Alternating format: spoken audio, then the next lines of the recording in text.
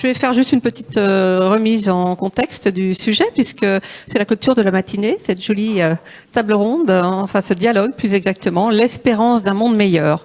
Et comme disait Peter Drucker, la meilleure façon de prédire l'avenir, c'est de le créer. Alors, comment écrire ce nouveau récit national ? Un récit humaniste qui rassemblerait toutes les générations, nous rassemblerait, nous, plus anciens, jeunes, générations, enfants, et redonnerait enfin confiance en l'avenir. C'est ce dont on va parler tout à l'heure avec vous, sachant que l'évolution humaine nous amène, on dirait-on, vers un monde à plusieurs vitesses aujourd'hui. Donc, comment peut-on dépasser l'utopie des transhumanistes ou la court-circuiter pour qu'elle profite à tout le monde ?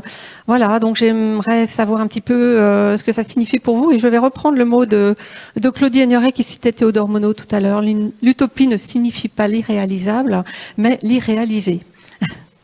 Alors, Karine, je crois que tu es prête à démarrer. Bon. Donc, oui, tout à fait. Je m'assois avec vous, je vous écoute et je vous interromps le moins possible.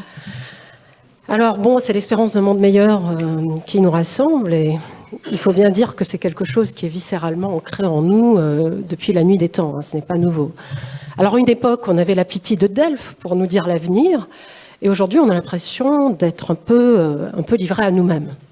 Hein, c'est Barbara Cassin qui citait dernièrement, directeur de recherche du CNRS, qui avait coutume de dire « on va droit dans le mur, mais nous avons allumé les phares ». Bon.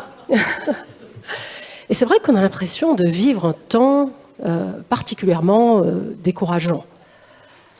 Je ne voudrais pas plomber l'ambiance, mais voilà, on croyait en avoir fini avec les guerres. L'actualité internationale est à proprement parler insupportable. Le vacarme du monde a quelque chose d'écrasant. Et puis, on était les premiers à nous réjouir de cette fin de l'histoire annoncée en faisant le pari avec Francis Fukuyama d'une démocratie triomphante qui allait déferler sur le monde. Et on voit qu'il n'en est rien. Mais en même temps, ce qu'il faut dire, c'est que les crises, elles ont toujours jalonné l'histoire de l'humanité. Prenons Saint-Augustin. Eh bien, après la chute de Rome, Saint-Augustin a cette parole extraordinaire. Il nous dit « le monde périt ». On a des bruits parasites sur le côté. Je me permets d'interrompre 2 secondes. Si les gens dans la pièce juste à côté peuvent parler moins fort. Juste de l'autre côté de la... Ah, c'est là-haut. Très bien. Je te laisse reprendre, Karine. Et alors, Saint-Augustin a cette parole extraordinaire après la chute de Rome.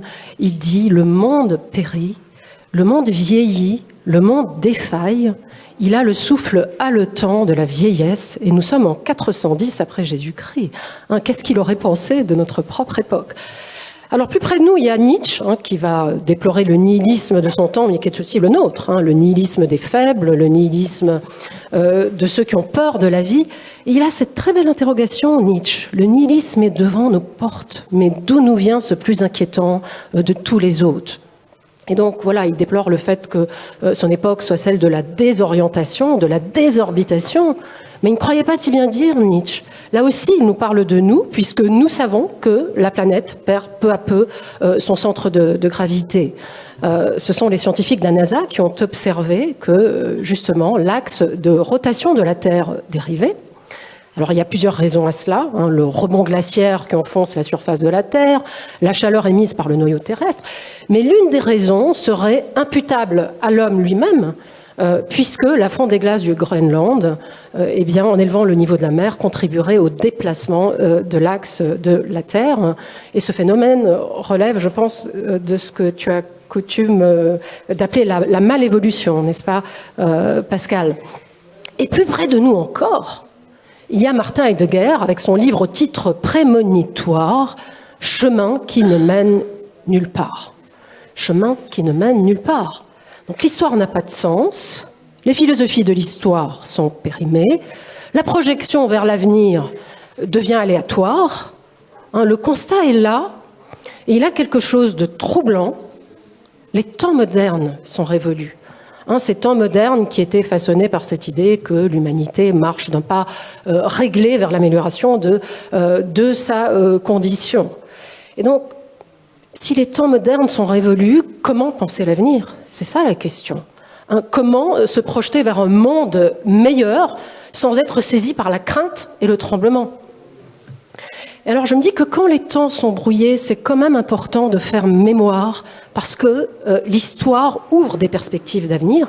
Et s'il y a une leçon que nous laisse l'histoire, c'est qu'elle n'est pas écrite d'avance. Le temps est imprévisible. Donc oui, les temps modernes sont révolus.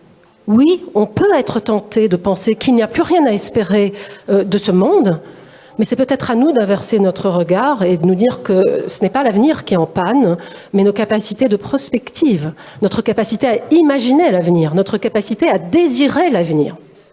Et alors le positif, c'est que les crises, elles libèrent l'imagination.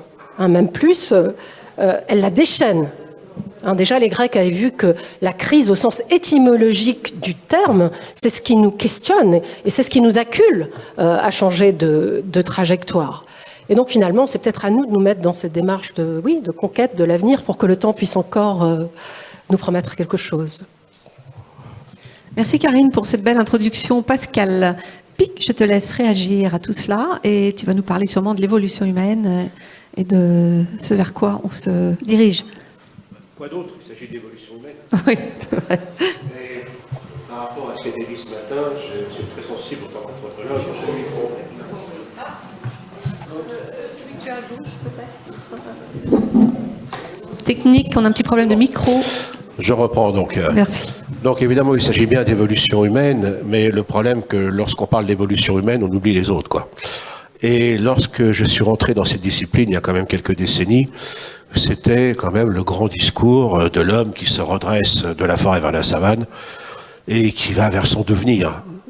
Et tous les obstacles qui vont à l'encontre de sa marche glorieuse sont des problèmes de la nature. Il y a même une émission de télévision qui s'appelait Le Triomphe de Sapiens. Donc on était dans un résumé complet de toute cette arrogance qui nous vient effectivement de l'anthropocentrisme, c'est ça la maladie, ça a été dit ce matin, de constater qu'effectivement l'humanité, ça peut être beaucoup mieux, mais il y a la nature. Et ça, on n'en est pas sorti dans une partie de la pensée que nous avons en Occident. Depuis, les choses ont beaucoup changé dans mon domaine, puisque d'abord, on s'est aperçu que nos origines sont africaines. Vous savez, ça n'a pas été digéré par beaucoup de personnes pendant un sacré bout de temps, cette affaire-là. Ben oui, on sait pourquoi. La deuxième chose, c'est qu'on s'aperçoit qu'il y a 40 000 ans, il y avait d'autres espèces humaines encore autour de nous, et que nous avons des gènes de Néandertal, de Denisova, ou d'autres espèces. On sait qu'on a des gènes d'espèces non connues, non identifiées pour l'instant, mais on a les gènes en Afrique il y a 1 million d'années. Et dès qu'on regarde cette fois-ci l'histoire de l'humanité, non pas depuis sa finalité, le triomphe de Sapiens, mais depuis nos origines communes avec les grands singes que sont les chimpanzés, là je peux vous dire la perspective est radicalement différente. On s'aperçoit qu'il y a toujours eu plusieurs espèces contemporaines. En Afrique, ensuite avec l'expansion du genre humain, hors d'Afrique. Et même en Europe, il y avait plusieurs espèces contemporaines il y a encore 40 000 ans. Une partie de nos récits, de nos cosmogonies, des éléments de langage, sont liés aussi à des échanges avec ces autres espèces. Et même la notion d'espèce aujourd'hui, qui n'est pas remise en cause, est quand même recadrée d'une certaine manière, puisqu'on s'aperçoit qu'il peut y avoir des transferts de gènes ou d'éléments bioculturels, acculturation donc, entre espèces. Donc déjà, Sapiens, dans sa diversité, est le fruit, par le passé, d'échanges avec d'autres espèces. Ça, c'est un changement radical. Deuxième chose, c'est qu'on s'aperçoit que la solitude de Sapiens est l'œuvre, en fait, de notre domination vis-à-vis des espèces les plus proches de nous. Le seul problème qu'ont eu les Néandertaliens, les Denisoviens et les autres, c'est la puissance écologique de Sapiens depuis 100 000 ans. C'est le seul problème qu'ils ont eu. Et déjà des enjeux sur les biodiversités et sur les environnements qui remontent à bien plus longtemps. Autre caractéristique qu'on a évoquée aujourd'hui autour des nouvelles technologies, et bien sûr, enfin, qui sont plus nouvelles d'ailleurs, mais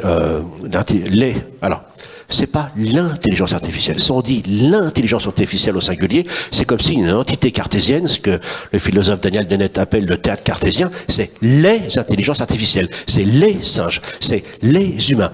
Il faut parler pluriel. Et si le jour où on parlera pluriel, les idées, les notions de diversité seront déjà un peu plus cohérentes. Donc on est déjà bloqué sur cette façon de dire les choses. Donc c'est les. Il y a les intelligences artificielles, et puis surtout, j'ai déjà dit ici, parce que c'est pas la première fois que je suis dans ce beau lieu d'échange, le débat qu'on a chez nous en Occident comme on l'a entendu, l'intelligence artificielle n'a pas d'émotion, n'a pas de conscience. Il n'y a qu'en Occident qu'on a ce débat, à cause de nos références à Descartes.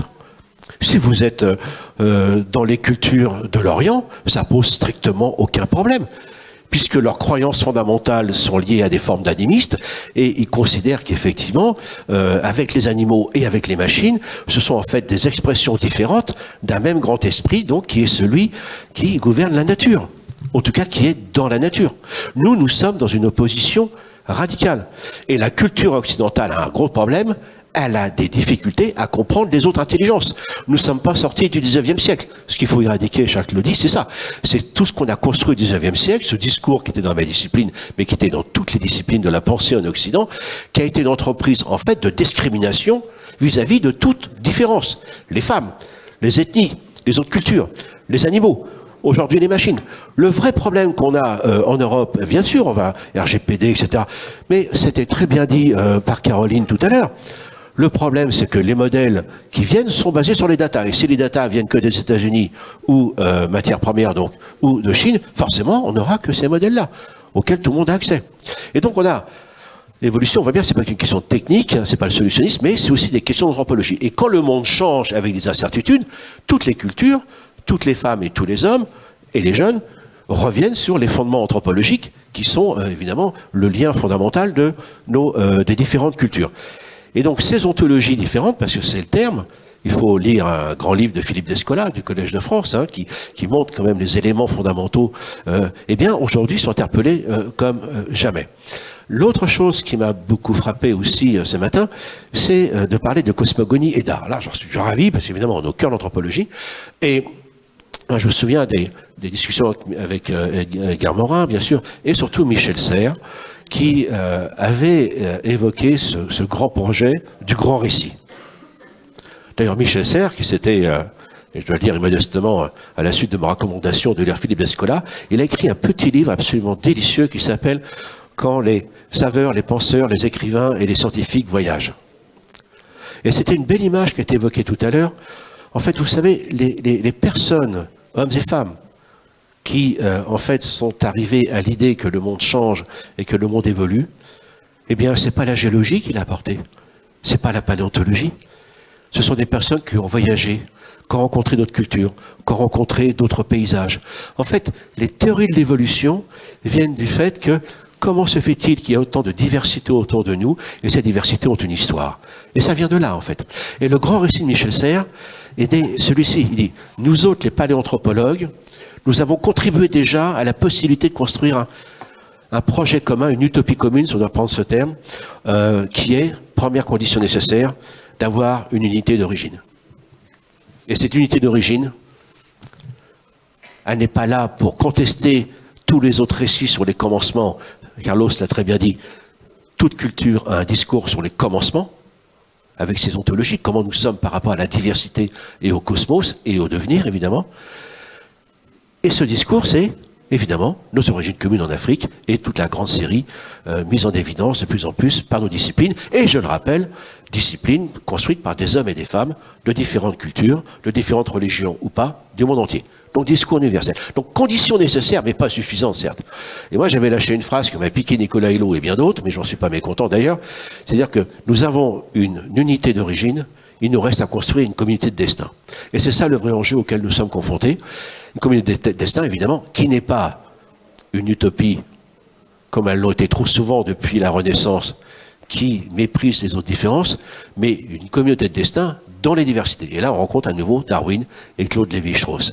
Donc voilà ce grand discours de tout ce qu'on a entendu ce matin, qui s'intègre évidemment tellement bien avec la vision que peuvent avoir les paléanthropologues de notre évolution.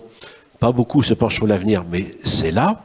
Et puis sur les entreprises, j'étais très très intéressé parce que, vous savez, pour Noël, au coin du feu de bois, si vous avez une cheminée ou à la lumière du sapin, bon, évidemment, ça dépend quel sapin, on peut avoir une discussion là-dessus. Mais en attendant, c'est « Pourquoi j'ai mangé mon père » de Roy Lewis. Ce livre est hyper drôle, hyper pertinent. C'est le meilleur livre sur l'innovation. C'est le meilleur livre sur l'innovation et l'idée de l'acceptation ou pas. Roy Lewis, Pourquoi j'ai mangé mon père, ça se lit en 2 heures, vous ne le lâcherez pas. C'est hyper drôle, c'est hyper bien écrit. Maintenant, pour les entreprises, oui, il y a quelque chose qu'il faudrait qu'on comprenne, parce que quand même notre culture française est quand même allergique à Charles Darwin et allergique quand même au libéralisme, dans son essence première. Et pourtant c'est le même Crozet, c'est le grand-père de Charles Darwin, Erasmus, qui a créé le monde dans lequel on est avec quelques copains il y a 250 ans. Et dès le départ, alors que la révolution technologique arrive par la vapeur et l'électricité, ils sont inscrits dans le projet des Lumières. Eux, ils ont déjà leur projet. Et ces gens qui s'appellent la Société lunaire, qui se réunissent une fois par mois, en fait, vont créer le monde moderne dans lequel nous sommes, mais déjà, ils envisagent les conséquences avec des actions qui vont mener contre le racisme, avec des considérations sur l'écologie, et aussi un véritable engagement pour l'égalité hommes-femmes. Déjà, toutes les problématiques de RSE d'aujourd'hui, et aussi de gouvernance, sont posées à l'origine de la création dès la première démarche entrepreneuriale. Et aujourd'hui, nous retrouvons ces problématiques après 2 siècles de mépris de ce qu'est la nature et de l'anthropocentrisme. Et en l'occurrence, c'est quand même intéressant, que c'est toujours pareil, il faut revenir aux fondamentaux. Et lorsqu'on parle aujourd'hui de capitalisme ou qu'on parle de libéralisme, eh bien, c'est comme les socialistes, il y a plein de formes de libéralisme, il y a plein de formes de socialisme, et il y a plein de formes d'entreprises. Toutes les entreprises ne sont pas capitalisées, même si chaque entrepreneur ou entrepreneureux a besoin d'avoir des financements auprès des banques, etc. Et aujourd'hui, parce que j'interviens la semaine prochaine là-dessus, il y a des communautés entrepreneuriale qui se crée dans cet esprit de la société lunaire dans différentes régions de France, stimulées d'ailleurs par des banques responsables. Et les plus connues, mais je suis pas là pour faire de la publicité, mais je les admire. Donc les choses comme sont là, les éléments sont là. Et puis, pour terminer, je suis, en tant qu'anthropologue, un peu étonné quand même des débats que l'on a, du genre, est-ce que les machines sont meilleures que nous ? Allez, ça reste entre nous, mais je rappelle que si on fait des machines, c'est pour qu'elles soient meilleures que nous, sinon je vois pas beaucoup l'intérêt. On est d'accord ? Est-ce qu'on va nous remplacer ? Jamais. On ne connaît pas une révolution technologique généralisée depuis l'invention du feu qui n'a pas créé plus d'activités qu'elle en a détruite. Ça, c'est empirique, je vous l'accorde. C'était dit tout à l'heure, est-ce que ça va continuer comme ça ? Mais oui, on n'a jamais eu autant de gens, de femmes qui travaillaient dans le monde. Quand monsieur, tu as parlé de Francis Fukuyama qui disait « c'est la fin de l'histoire » avec le triomphe évidemment de la culture occidentale, on a vu ce que ça a donné. Derrière cela, il y avait monsieur Jeremy Rifkin, grand prospectiviste, qui avait dit c'est la fin du travail. On n'a jamais autant bossé sur cette terre. Il n'y a jamais eu autant d'hommes, de femmes, d'enfants malheureusement, et de machines qui travaillent. Pourquoi ? Et je terminerai par ça, parce que nous sommes, et nous avons toujours été dans des logiques écosystémiques. On parlait des freelances qui travaillaient tout seuls. J'ai eu cette discussion avec Michel Serres une fois, il m'a dit, tu sais, je suis à Stanford, il y a beaucoup de jeunes qui veulent travailler soi-disant librement chez eux, ils n'ont plus de contacts sociaux, si ce n'est les illusions des réseaux, et beaucoup se suicident. On a besoin d'épouillage, on a besoin de contact avec les autres, on a besoin de fusionner. Il ne faut pas louper ces aspects fondamentaux derrière cela. Et surtout, ce que je trouve extrêmement intéressant, c'est qu'aujourd'hui, c'était d'ailleurs un des termes du colloque de Davos, qu'on appelle le World Economic Forum. Alors je ne dis pas qu'ils sont parfaits, c'est pas mon propos, mais on voit bien quand dans le champ du monde entrepreneurial. J'évite le terme de capitalisme parce que ça restreint et ça polarise le débat, même si c'est une réalité autour de ça, je ne néglige pas, bien évidemment. La chose étant, il y a un débat majeur qui était dans une revue qui s'appelle The Economist, qui pour moi est une revue absolument extraordinaire, qui en plus est dans la filière philosophique de la société lunaire et en plus d'une vision vraiment évolutionniste au vrai sens du terme et non pas caricatural, qui était le débat shareholders-stakeholders. Et c'est ce qu'on a entendu tout à l'heure dans la deuxième table ronde. D'un seul coup, on s'est aperçu, la doctrine Milton-Friedman où les entreprises doivent créer que de la richesse et rémunérer les actionnaires, aujourd'hui, elle est dépassée. Et le débat, c'est plus shareholders que rémunérer les actionnaires, c'est le débat stakeholders, c'est-à-dire avec toutes les parties prenantes, internes et externes. Ce qui oblige évidemment à avoir une approche plus écosystémique. Si vous avez des enjeux RSE dans une entreprise, forcément vous avez des collaborateurs et des collaboratrices internes qui ont des compétences qui vont s'exprimer que vous ne connaissiez pas. Ça va être pareil pour les parties prenantes externes qui vont y contribuer. Ça, c'est la chose extrêmement importante. Et forcément, ça va changer la gouvernance.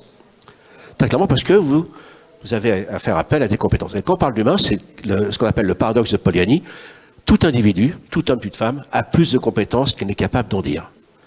Ça vaut pour nous tous, même pour les personnes les plus extraordinaires que nous avons sur les plateaux, que nous avons dans cette salle encore ce matin. Et donc là, c'est un enjeu vraiment humain qui est là, et ne pas avoir peur des machines.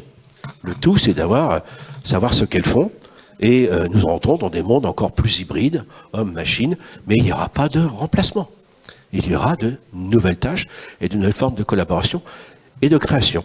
Et donc, évidemment, création, ça veut dire, et là, j'étais très sensible à ça, c'est que ce qui accompagne toute l'évolution de la ligne humaine et qui est en jeu aujourd'hui, c'est en fait que nous adaptons de manière bioculturelle et que nous sommes des transformateurs de monde. On n'agit pas sur le monde sans le penser. Et c'est pas hasard si le feu, le langage, l'expansion de l'humanité, nous coévoluons avec nos espaces techniques et culturels avec beaucoup de plasticité, ça a été dit.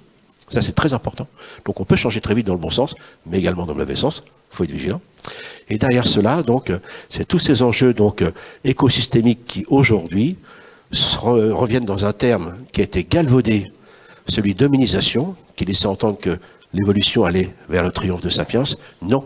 Revenir toujours pareil aux textes fondamentaux, Teilhard de Chardin.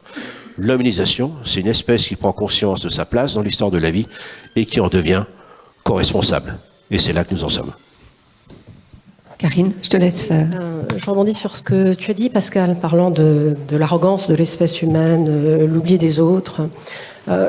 Quand on se pose la question de l'espérance d'un monde meilleur, c'est notre rapport au temps, finalement, qui est en jeu. Je citais Saint-Augustin. Pour lui, le temps se joue toujours au présent, en fait. Il faut réinventer notre temps présent en permanence, être dans cette dynamique, ne pas manquer au présent, ne pas manquer au temps qui reste. Je ne sais pas si tu t'en souviens, mais il y a quelques années, le Wall Street Journal titrait « Wall Street ne connaît que deux sentiments, l'euphorie ou la panique ». Et ça en dit long sur les névroses contemporaines. Hein, évidemment, l'euphorie et la panique sont tout aussi... les esprits animaux de Kenneth. préjudiciables l'une que l'autre. Et on est aux antipodes du sens de la mesure que préconisait Aristote. En tout cas, ce n'est pas ça, habiter le temps présent. Je pense que pour habiter le temps présent, pour habiter notre monde, il faudrait faire preuve de beaucoup de lucidité et d'humilité.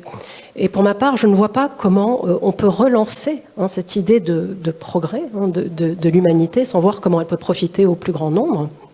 Est-ce que la hausse des inégalités est le prix à payer finalement pour la croissance et l'innovation ? Est-ce qu'on peut penser, ça a été déjà dit, est-ce qu'on peut penser le développement uniquement en termes de croissance économique sans chercher à promouvoir tout l'homme entier ?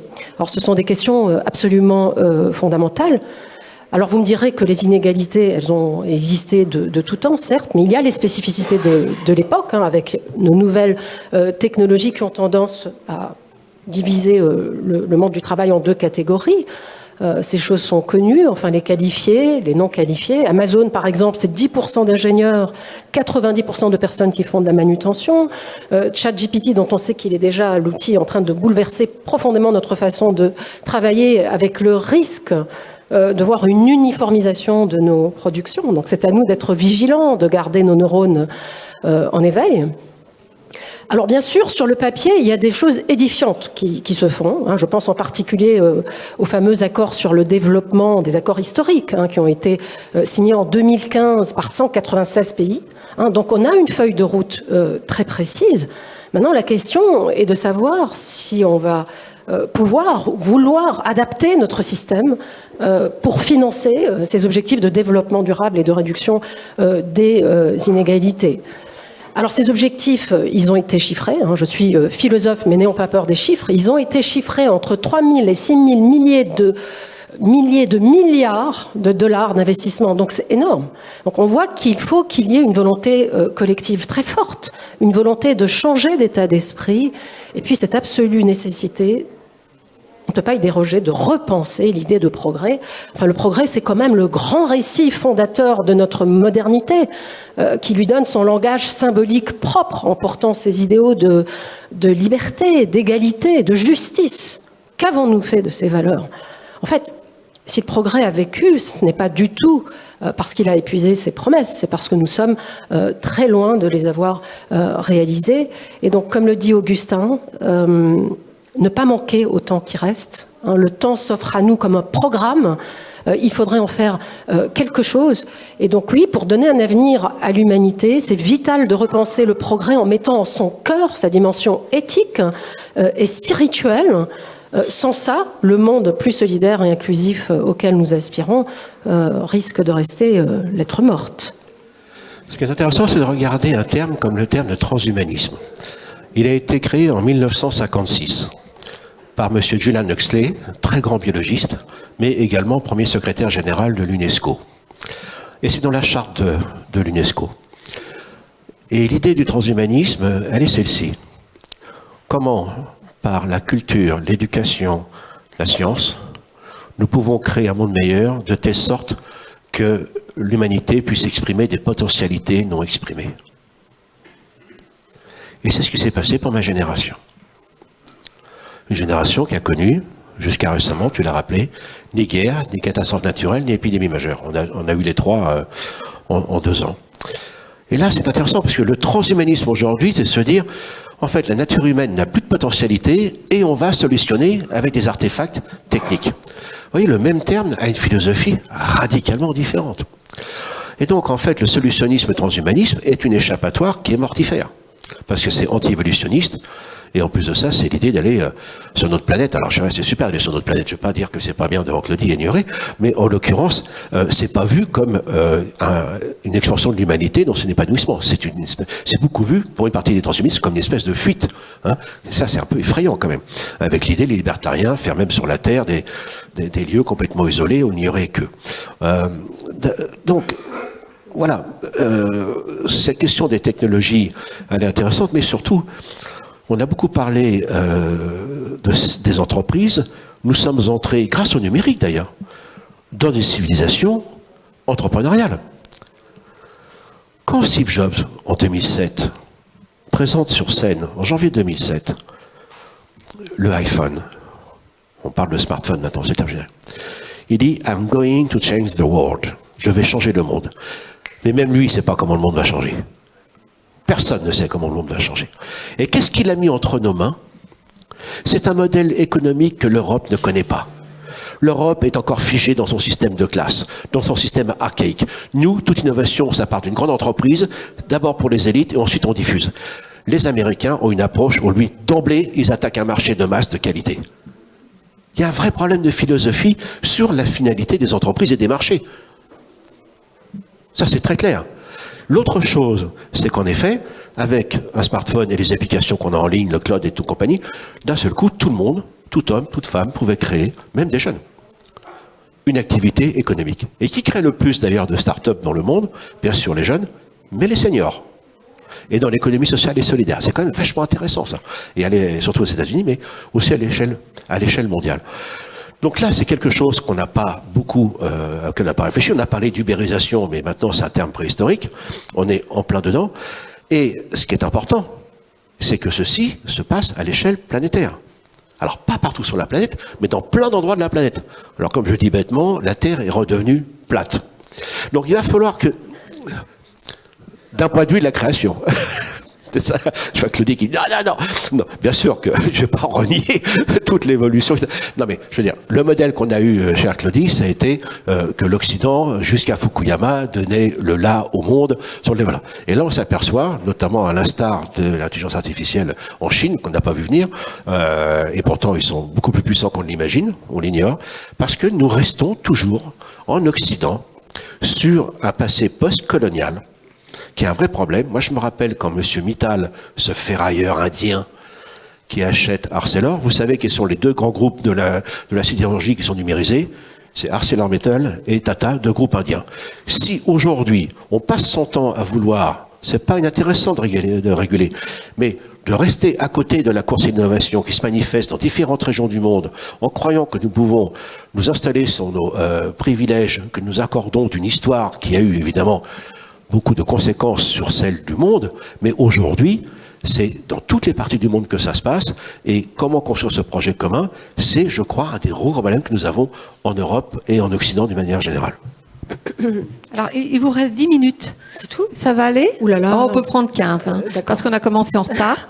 Donc, Tu parlais de transhumanisme, Pascal. Il faudrait absolument éviter ce qu'on peut appeler une utopie dévoyée, parce que je pense que le transhumanisme se construit en dépit de l'homme. Il se construit malgré l'homme. Il se construit en cherchant à contourner l'homme, puisque l'homme est un problème, on a l'impression, avec le transhumanisme. Et c'est ça qui est assez dérangeant. Mais pour ma part, dans mon travail, je pense qu'il y a une attente auprès du public par rapport à l'utopie. J'aime beaucoup défendre l'utopie. Pourquoi ?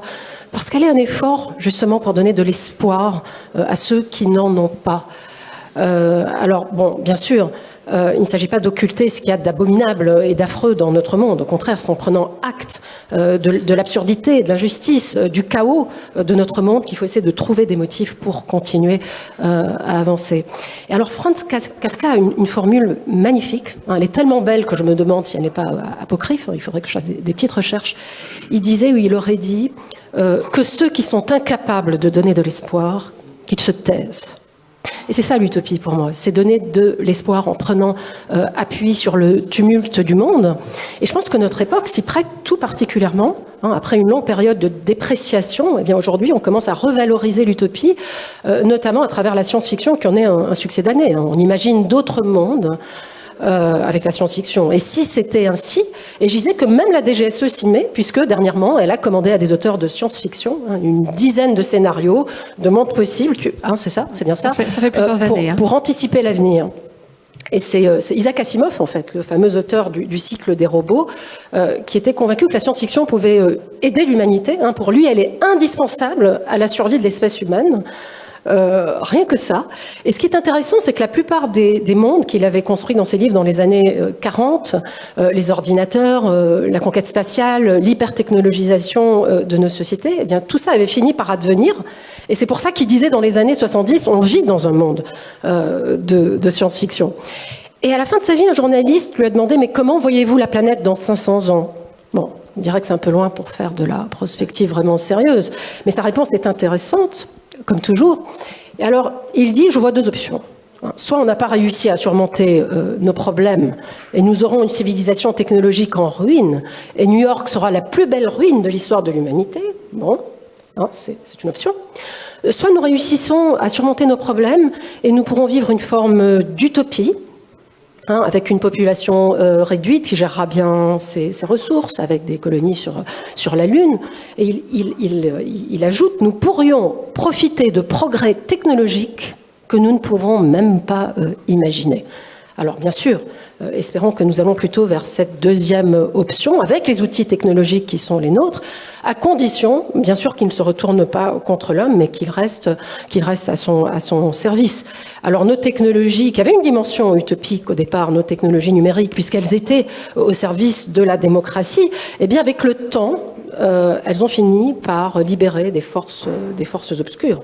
Et donc on voit que malgré tout, voilà, on va devoir repenser le système de fond en comble, sachant qu'il y a quand même des choses constructives qui se font. Les principales entreprises du secteur se sont retrouvées dernièrement pour voir comment s'autoréguler. Il y a un sommet mondial qui s'est tenu en Angleterre dernièrement en octobre pour réfléchir sur les menaces que l'intelligence artificielle ferait peser sur l'humanité. Il paraît que les premières négociations ont commencé en vue d'une réglementation mondiale. Donc voilà, toutes ces choses ce sont des ferments porteurs d'avenir. Et il faudrait voir ce que ça va donner. En tout cas, je ne sais pas ce que tu en penses, Pascal. Est-ce qu'on pencherait plutôt vers la première ou la deuxième option ? Alors j'aime beaucoup, parce qu'il a beaucoup de talent, notre ami Mathieu Baudin, dites à l'avenir qu'on arrive. Et en fait, c'est ce que François Jacob appelle le jeu des possibles. Et l'évolution, c'est pas le passé. C'est un domaine évidemment d'exploration extraordinaire, Néandertal, Lucie, enfin, la grande aventure, le grand récit que j'évoquais tout à l'heure. Mais il y a autre chose, c'est que Charles Darwin n'utilisait pas le terme d'évolution, parce que justement ce terme était plombé par l'idée d'une finalité sur laquelle nous aurions la maîtrise. Donc le terme d'évolution pose énormément de difficultés d'un point de vue sémantique. Il est très polysémique. Et il parlait, lui, de descendance avec modification. C'est magnifique. L'évolution, c'est les générations futures. Et ce que nous faisons aujourd'hui conditionne le jeu des possibles par rapport à ça. Donc de toute façon, l'avenir, il y en aura un. La vraie question de savoir est quel sera cet avenir. Et de toute façon, on aura des surprises, des bonnes et des mauvaises. Toute évolution est un compromis. Mais le tout, effectivement, est d'essayer d'en prendre conscience. Ma grande inquiétude aujourd'hui, c'est, et le terme a été dit ce matin d'ailleurs, l'éclatement anthropologique que nous connaissons. Une fragmentation de tout ce qui fait la cohésion des familles, des groupes, des nations, des sociétés, évidemment en partie de l'humanité. Et là, je me réfère aux travaux à la fois excellents mais très inquiétants de Bruno Patino, qui s'appelle Les Stations du Poisson Rouge, les sessions du bocal, et puis le dernier, Submersion, où là, je vais être très archaïque là dans mon propos, mais je suis pas l'anthropologue, je peux me le permettre. Il y a une démission quand même de l'éducation parentale. Comment laisser les enfants au collège, aux jeunes, des téléphones portables dans la nuit? Il faut interdire ces écrans. Ces enfants, on va vers une catastrophe cognitive. Là, c'est Monsieur Bronner qui a fait, Gérald Bronner qui a créé un livre là-dessus. Il faut qu'on reprenne la main sur ce qui fait le fondement de nos sociétés humaines. On fait pas toujours bien, mais reprendre la main sur l'éducation. On a déresponsabilisé les parents. Il y a une démission. L'école aussi a des difficultés avec ça. Parce que depuis, en fait, quelques siècles, il y a eu un mouvement très fort dans nos sociétés qui consistait à spolier toutes les compétences sociales qu'avaient les hommes, les femmes au fil de leur évolution, pour en faire, depuis le 19e siècle, des éléments au lieu des institutions, aux mains des scientifiques, aux mains des experts, etc. Et cette désappropriation, aujourd'hui, nous la payons extrêmement cher, et je pense que plus que les technologies, plus que les intelligences artificielles, évidemment, qui servent en partie à ces dérives, j'ai bien conscience de cela, mais en l'occurrence, se réapproprier nos vies, se réapproprier effectivement ces enjeux. Quand on pense qu'aujourd'hui, on peut plus avoir de repas, vous êtes à l'opéra, vous avez des gens avec des téléphones portables, vous allez à une exposition, les gens vous disent « regarde pas les pièges, je prends en photo ». Enfin, c'est complètement hallucinant.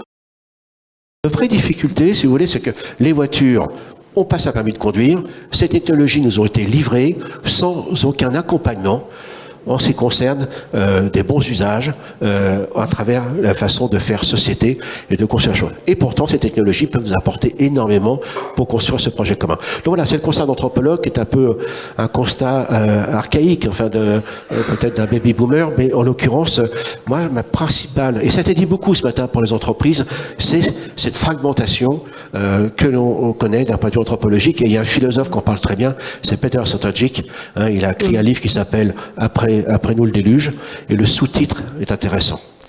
Il dit « Essai sur une rupture intergénérationnelle ». C'est-à-dire, là, c'est quelque chose d'assez troublant, parce que dans toutes les sociétés humaines, un enfant naît dans une parenté, une filiation, qui peut contester après. Et aujourd'hui, on a des jeunes générations qui sont, en fait, c'est l'expression de Sotodjic, qui est à la recherche d'origines qui leur conviennent. À la recherche d'origines qui leur conviennent. Ça veut dire que c'est une dissociation totale avec un récit des origines communes. C'est ça que ça veut dire. Ouais. Et puis le dernier mot, c'est le livre de Jared Diamond, qui s'appelle L'effondrement, mais j'aime beaucoup citer son sous-titre. Parce qu'à chaque fois, lorsqu'on parle de l'Empire romain, on l'a cité, dès qu'on parle d'une chute de civilisation, on convoque toujours un événement extérieur. Comme si cette civilisation, c'est tellement extraordinaire, s'il n'y avait pas eu un sale pépin exogène qui tombe dessus, elle serait toujours là. Eh bien non. Le sous-titre est celui-ci. Comment les sociétés décident de leur survie ou de leur disparition. Pascal... Ça va être la conclusion. Je vous laisse. Oui, il est 23. Dommage, j'ai encore 5-6 minutes. Ça va aller ou... C'est pas grave. J'avais des choses, je voulais interpeller. Alors vas-y. Non, je conclus, c'est pas grave, c'est pas grave. Bon, voilà. Parce qu'on est là pour parler d'espérance aussi, et je pense que c'est vraiment essentiel d'être attentif aux signes positifs que nous renvoie notre monde. Certains sont cachés, d'autres sont plus visibles.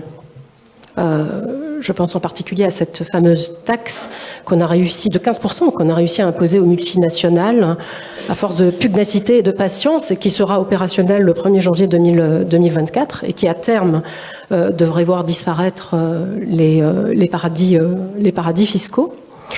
Donc il faut insérer ce genre de dynamique, parce que ça contribue à redonner de la substance au progrès, plutôt que d'être dans des postures négatives. Et puis je pense qu'il faudrait avoir justement le courage, parce qu'il s'agit bien de courage, de renouer avec l'espérance. Ça, c'est un mot qu'on n'ose plus trop prononcer aujourd'hui, l'espérance, et c'est bien dommage.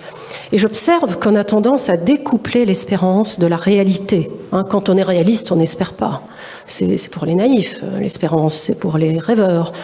C'est pour ceux qui n'osent pas voir le réel en face. Et si on le pense, c'est qu'on se fait une idée très fausse de la réalité. Le réel, ce n'est pas un mur auquel on se heurte.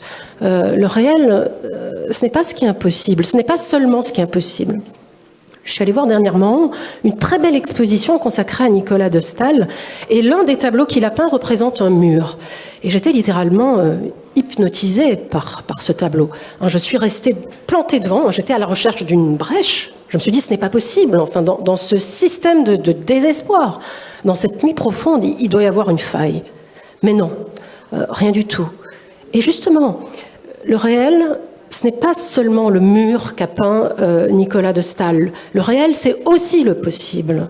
Le réel, c'est aussi ce qui est indéterminé. Le réel, c'est aussi une porte qui s'ouvre. Le réel peut être porteur d'espérance. Que serions-nous sans le secours de ce qui n'existe pas, disait Paul Valéry dans l'une de ses formules dont il avait le secret. Et puis on peut en même temps aller plus loin et se dire avec Emmanuel Kant, qui est le penseur de l'espérance, qu'on n'a pas le choix. L'espérance ne devrait pas faire l'objet d'un choix. On est obligé d'espérer. Bon, alors ça c'est le rigorisme kantien qui a quelque chose d'un peu intimidant, j'en conviens. Mais on est obligé d'espérer dans le sens où le désespoir, pour lui, c'est une faute morale. Même plus, c'est une erreur rationnelle. C'est une erreur rationnelle parce que ça peut nous conduire à ne rien faire. Et ce qui est très original avec lui, c'est que l'espérance, c'est pas ce qui nous met dans un rapport positif avec l'avenir. Il ne fait pas de développement personnel, Kant.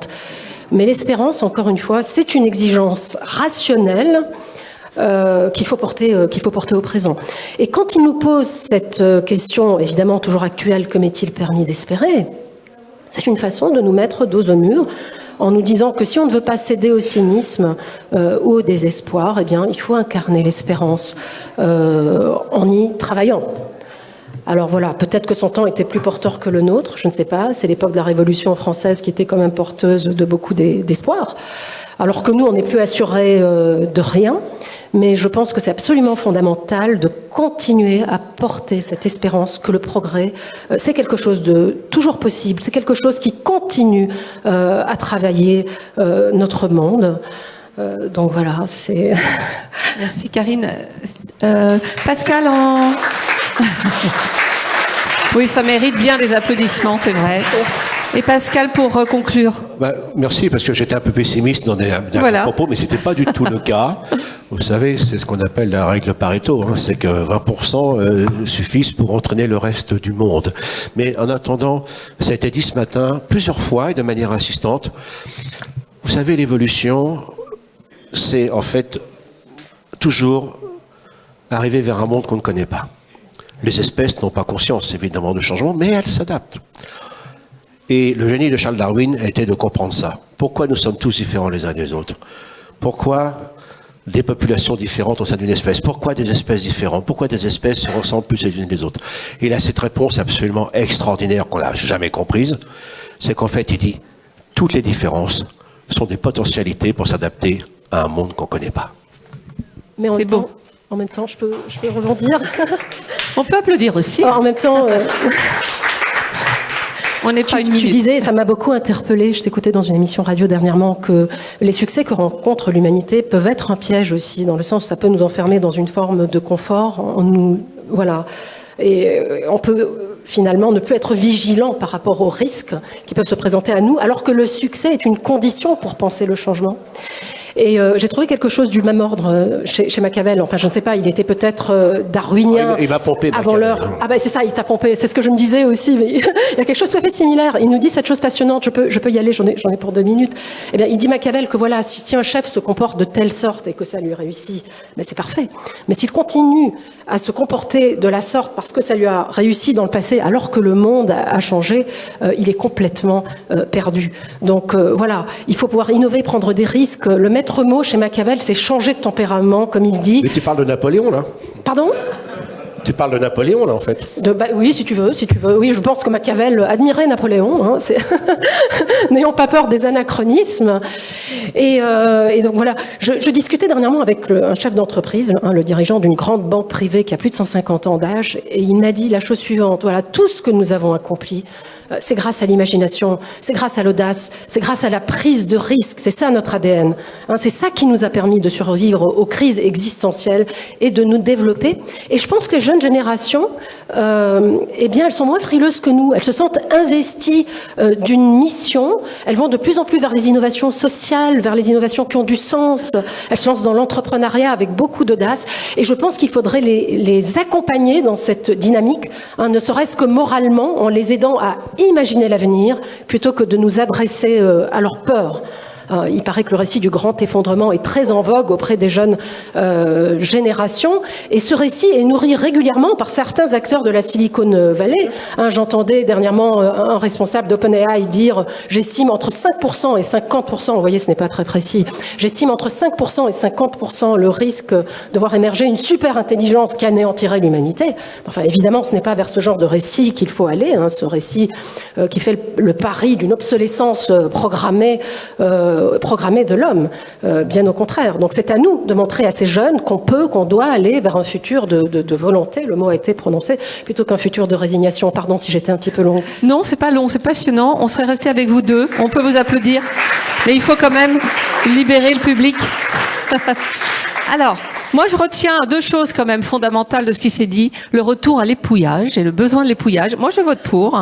Et puis que ceux qui sont incapables de donner de l'espoir se taisent. Ça c'est beau. Kafka, Karine Safa, on ne sait pas lequel des deux.